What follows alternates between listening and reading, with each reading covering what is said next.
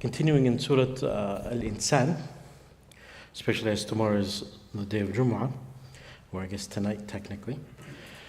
Allah subhanahu wa ta'ala mentioned, we talked about the 11th verse the last time. Allah subhanahu wa ta'ala says, فَوَقَّاهُمُ اللَّهُ شَرَّ ذَلِكَ الْيَوْمِ وَلَقَّاهُمْ نَضْرَةً وَسُرُورًا. Then Allah subhanahu wa ta'ala continues, وَجَزَاهُمْ بِمَا صَبَرُوا جَنَّةً وَحَرِيرًا. And the reward for them for patience and perseverance, being Jannah, the garden of paradise, and garments of silk. So the question, the word jazahum in Arabic is a past tense verb. So something that happened in the past. So Allah subhanahu wa ta'ala is saying, and He rewarded them. Now for us, the Day of Judgment, past, present, future, what is it? It's in the future. So why is Allah subhanahu wa ta'ala saying, we have rewarded them in the past tense? So the scholars, they mention this. This is part of the eloquence of the Quran actually. Part of the eloquence of the Quran. Because it's an emphasis on how certain this is. So oftentimes in the Quran, Allah refers to the Day of Judgment in the past tense because this is a certainty. Right? Imagine you walk up to somebody and you're like, hey, I need you to do me a favor. They say, look, it's already done. How certain is that person, are you and that person, that they're going to do what they need to do? Right? It's a way for them to emphasize, like, khalas, it's taken care of. No problem. Okay? And Allah subhanahu wa ta'ala rewarded them bima sabaru, what they were able to endure. And this is why we always mention, when it comes to the word sabr, patience. We think of patience, but it's not just, we think of one of the major types of patience. There's three main types of patience. When we talk about patience, we usually refer to the one which is when it's times of hardship. But there's also two other types of patience.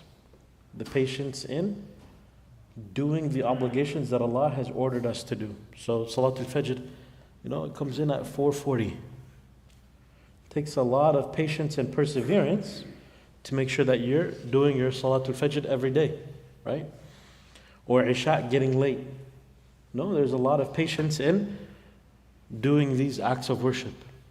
And then there's the last type of patience, which is staying patient in the face of the steps of shaitan or the temptation of shaitan. It requires also patience in the sense that you're constantly persevering through the whispers and staying away from that which Allah subhanahu wa ta'ala has forbidden for us.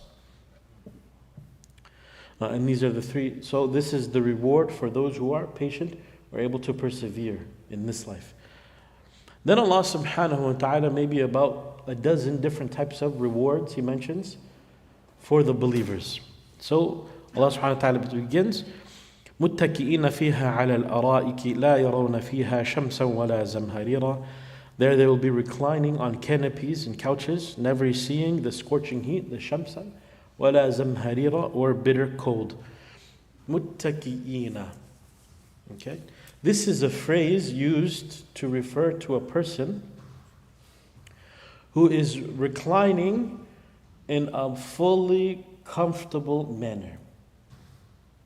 Fully comfortable manner. Meaning, it's not just someone who's in like a recliner or a chair rocking back or leaning against the wall. You watch these old movies and they have like the kings and they're like the pharaohs and the old types of movies. They're like on couches and they're like, they have these armrests and they're like laying down and they have the fruits coming and the servants and everything like that. This is what's being referenced.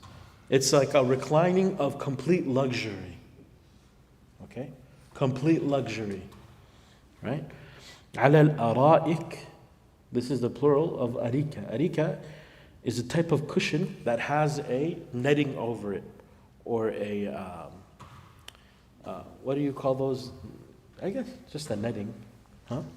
Umbrella? Not an umbrella, but something that drapes down. Right? An awning, I don't know what that means, but sure.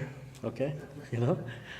They have like these pictures of these luxurious sand beach resorts, and they have like these nettings that there, and then it's just completely decked out, 7-star hotel if you would.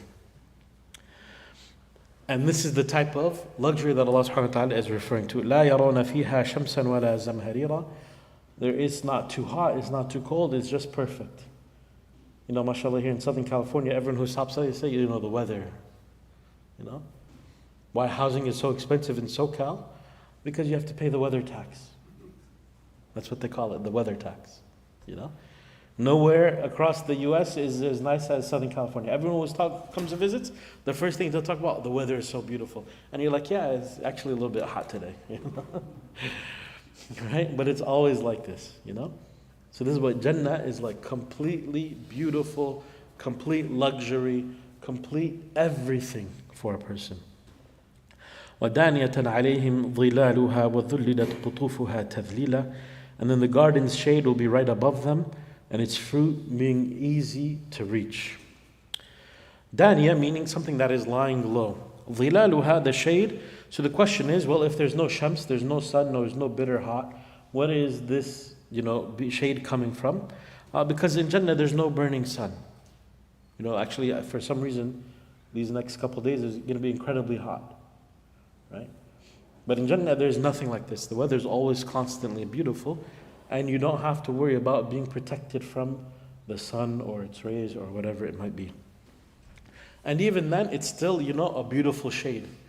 Even though there's no intense heat, there's still shade, meaning comfort upon comfort. Okay? وَذُلِّلَتْ, the word dhalil means somebody that, or something that is humbled. So therefore, the fruits are lowered for a person. قُطُوفُهَا تَذْلِيلًا, these fruits that are being plucked and picked. And so, usually these refer to like the palm tree, like dates, or type of grapes. And it is mentioned that the emphasis here in this verse is that no matter what level, whether you're reclining on your couch in your mattress, whether you're standing, you're laying down, whatever it is, the fruits come to you. The tree will lower its branch just for you. You stand up, it rises with you. You lay down, it comes down to your level. Full service tree, fruits.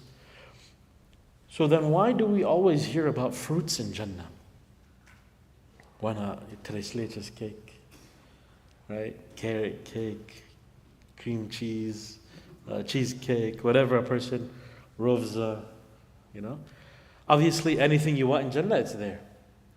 But back then, pre-globalization of any fruit you want in any season you want, the best food, the most luxurious dessert they had was what?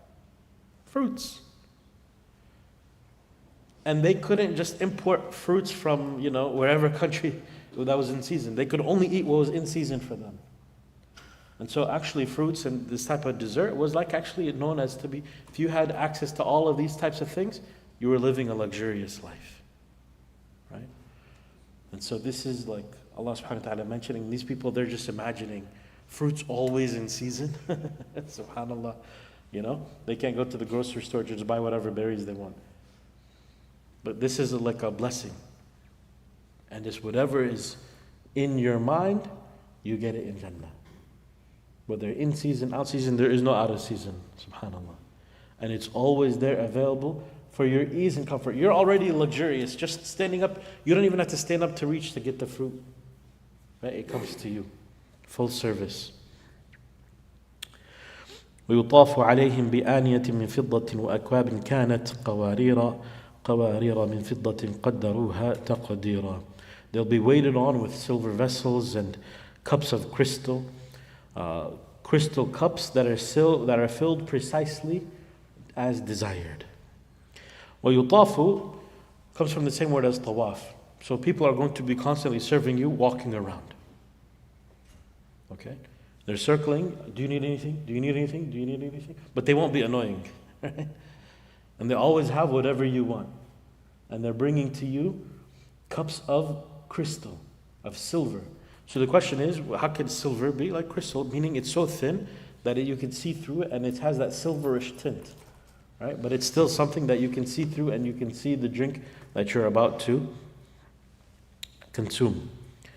And it's filled to the perfect amount that you want. There is no excess, there's no waste, there's no shortage. So however much you want to quench your thirst, it's perfectly filled for you. Okay? And these are some of the rewards, and we'll cover inshallah in the next session the rest of these about dozen or so rewards of Jannah. May Allah subhanahu wa ta'ala make us of those who inhabit it. May Allah subhanahu wa ta'ala grant us the highest level of Jannah. May Allah subhanahu wa ta'ala make us of those who are patient and to persevere in this life so that we can attain that reward. May Allah subhanahu wa ta'ala accept from us our deeds and forgive us our shortcomings and forgive us of any mistakes that we have done so that we are granted Jannah bighayri hisab, without any accountability. I ask Allah subhanahu wa ta'ala for the best of this life and the next life and protection from the hellfire. ربنا آتنا في الدنيا حسنة وفي الآخرة حسنة وقنا عذاب النار وصلى اللهم وبارك على سيدنا محمد وعلى آله وأصحابه أجمعين وجزاك الله خير والسلام عليكم ورحمة الله.